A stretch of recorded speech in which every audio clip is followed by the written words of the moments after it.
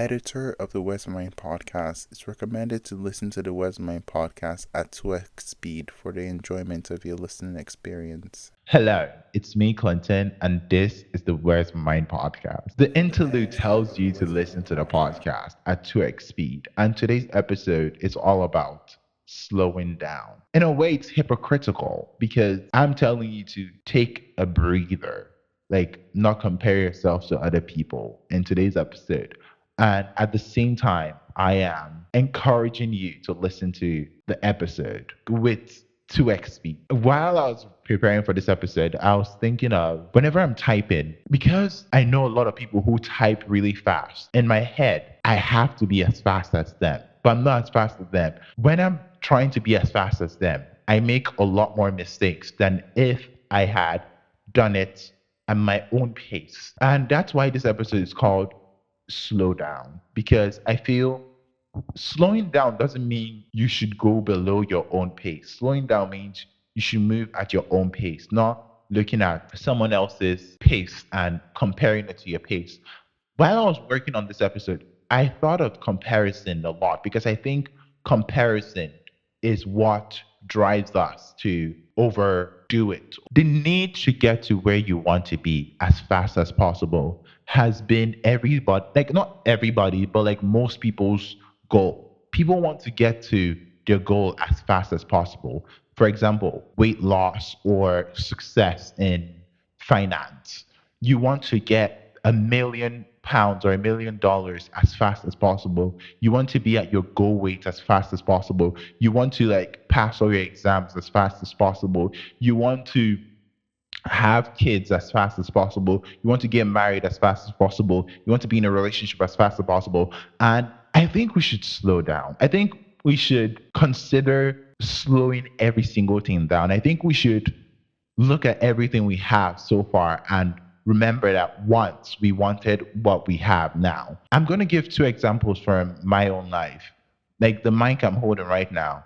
For years, I've wanted a mic. I can remember being a kid going to church and seeing people hold mics and wishing one day I will hold a mic. And I always saw myself holding a mic. I know I've said this on the podcast before, or what I'm recording with right now, my camera. Since I was a kid, I've always vlogged, like made videos for fun. I never took it seriously. I always wanted it. I always wanted a camera. I could not afford it then. And now I can afford stuff that I wanted as a kid. And there's stuff I want now that I know in the next couple of years I'll be able to get for myself. But I think looking at what you have now and appreciating it is really important. I think there was a video I shared on the story for the Where's My Mind podcast. I don't know if you listen to the podcast and you follow the Instagram. I will share stories that would influence whatever I'm talking about in like that week or in previous weeks, or maybe I'm just researching the stuff and I never speak about it because there's some stuff I research that might be on my mind for like a few hours or like a few minutes, and sometimes I'll put them on the story. I'm going to try as much as possible to make the Where's My Mind social like an extension of the podcast. But there was a video I put on the Where's My Mind story, and it was a 60-minute interview with an Hermes personnel. I don't know who he is at Hermes. And if you don't know what Hermes is a very luxurious brand. They started off by selling saddles for horses, and now they create really luxurious bags. And their most famous product that they make is the Birkin bag, which was named after Jane Birkin.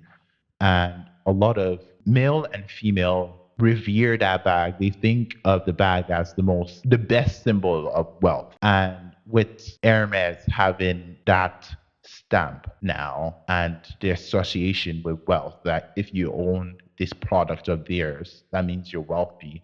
A lot of people are like making, obviously, a lot of people make dupes of that, and a lot of people make counterfeit items of that. And in this interview, the lady asked him if she goes to Ford. Ford is like a car company, and she wants a car. She won't wait for 5 years to get a Ford car.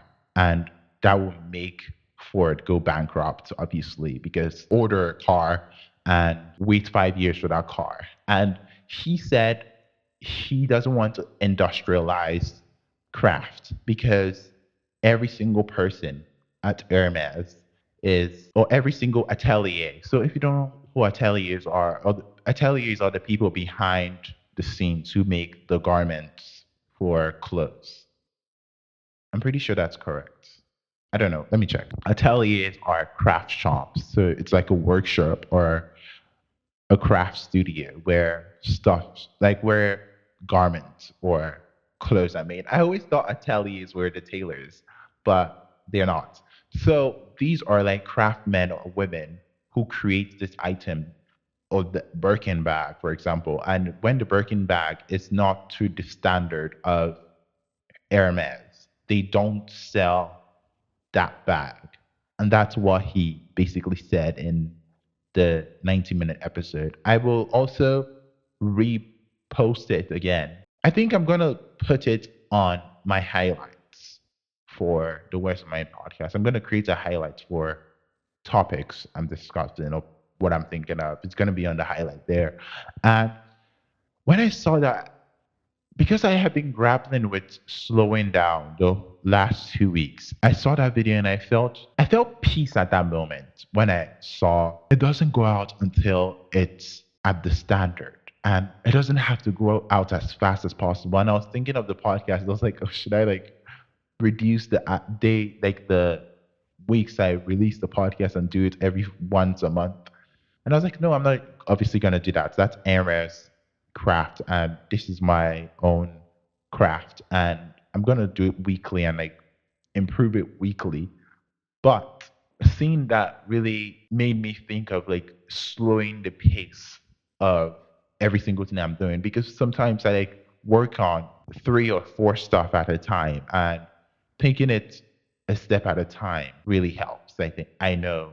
No, I don't know for a fact, but I would hope that taking it a step at a time is helpful. I also saw a video of Tyler, the creator, talking about posting on social media. And posting on social media has been something I've struggled with for the last 7 months doing the marketing side of the podcast because I make the podcast, then I publish it on the publishing sites, and then I start marketing it on Instagram and TikTok and not gaining virality at the moment or not gaining likes even for like Instagram. Sometimes I'm like the only person who likes the video.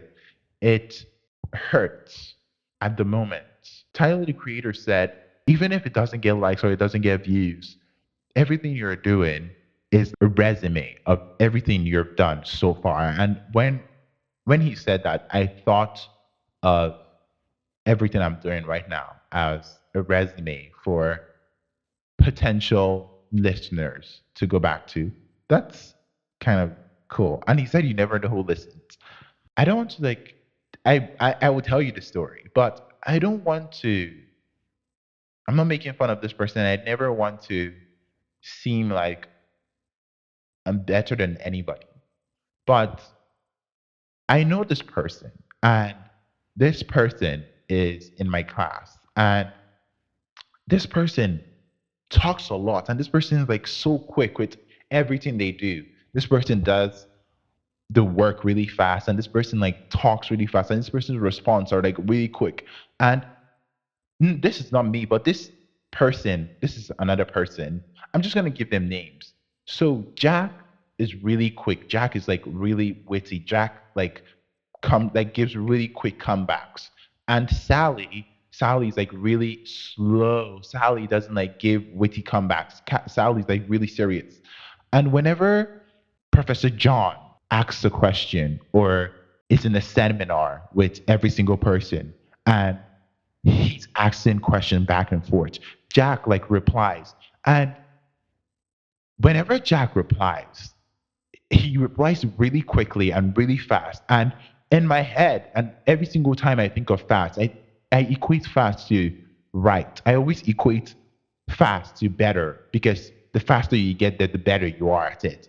And someone like Sally, I'll equate someone like Sally to be not as better, not better than Jack, not as good as Jack, slow, taking your time. And Sally always does better than Jack, all of the almost all of the time. Sally's answers are better than Jack's answers. And when I was thinking of this episode, the fact that we equate fast equals better. I don't think every single thing like means if you're faster, you're better. Does that make sense? I don't believe every single person. I don't think someone's better because they're faster than me, or someone's like better because they did it faster than you. Because you could be right, but take your time and like absorb whatever you want to do.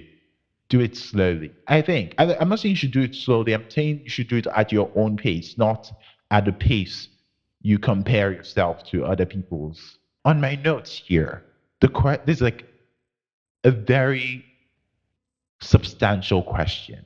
And this is what I want you to answer. What are you missing when you're rushing? When you're rushing to go somewhere, or when you're rushing like a homework, or when you're rushing a project, what are you missing? What are your blind spots? And if you went your own pace, what would you have caught? There's sometimes I rush edit episodes. When I'm listening to the episode on Thursday, I'm like, oh, you would have. I asked you to remove that. You never removed it. Like, what's wrong with you? And I can't remove it because it's already public, but it's not a lot of episodes. So, yeah. Slowing down can improve mental clarity, and slowing down can reduce stress. Whenever you're stressed, I'm pretty sure I started thinking of this episode because I saw a video from this guy. I can't remember his name. He's like this very smart man, and I follow him on my Instagram. And I'm gonna like put his story after I publish this. But he talks about philosophy a lot, and he said something that his friend does. So whenever his friend feels overwhelmed or stressed, they behave like a sloth and they move as slow as possible. And when I saw that video, I was working on a uni, like a schoolwork, and I was typing really fast and I was making like a lot of mistakes. And I've been doing that for like 2 hours. And I was also scrolling on TikTok, like multitasking. And when I saw his videos, and I told myself last year, oh, whenever I see this guy's videos, I'm gonna like watch it to the end. I don't want to, because before I used to like save it and then go watch it later. But I was like, no, I'm just gonna watch the video in the moment. So that's what I did that day. And I was scrolling and I saw his video and I was like, oh, okay. And then I just started typing as slow as possible. Then I eventually started typing at my own pace. And yeah, I think when you take it at your own pace, even if it's not as fast as Jack's pace, eventually you guys will get to the same result. As long as you're not being, maybe not the same result, but you get to your own result. As long as you're not being graded, as long as you're not being tested, work at your own pace. And when you're being tested, learn to strive for like a better pace. Does that make sense? Like working at your own pace means because we're humans and because we learn from because we learn from consistency. The more you do it, the more your body gets used to it, and the more consistent you are, the better you are at developing that skill. And while you're at a 5% right now, the more you do it, you could get to like a 15% without ever even noticing if you never documented it. Does that make sense? If you never documented the start of your journey till the end, you would never notice the difference in between or whilst you're going through it because it's like 1% changes.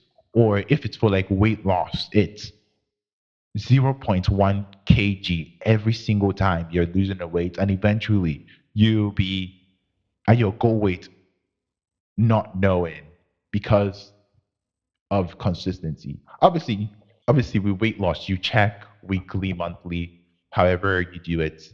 And when I was working on this episode, I didn't want every single thing I spoke about to be about weight loss. But this segment of this episode is going to talk about weight loss now. So I'm on a weight loss journey for something for like the podcast, and I want to look a certain way. I know the way I want to look is not the way every single person enjoys looking, and that's my vibe. That's not your vibe. But for my weight loss, I'm reminding myself consistency is key. For the podcast, consistency is key. For every single thing I do, consistency is key. For reading, consistency is key. For learning new ideas, consistency is key. There are concepts and ideas I learned last in 2023 that I feel I've honed in 2025 now. And there are concepts I land. I never like land in 2023 that I'm trying to like introduce into 2025.